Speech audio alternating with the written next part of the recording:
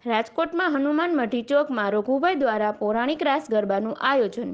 હિન્દુ ધર્મનું પૌરાણિક નવરાત્રિ ઉત્સવ રાજકોટમાં ખૂબ ધામધૂમથી ઉજવાય છે।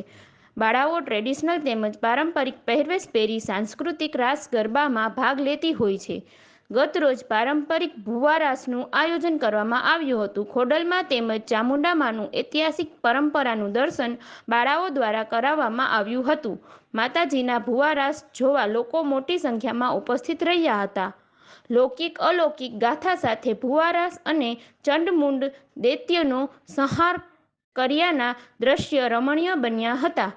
ધર્મેશ રાવલના ડાક સાથે માતાજીનો ખમકારો ચમત્કારિક સ્વરૂપ સમાન લાગ્યો હતો।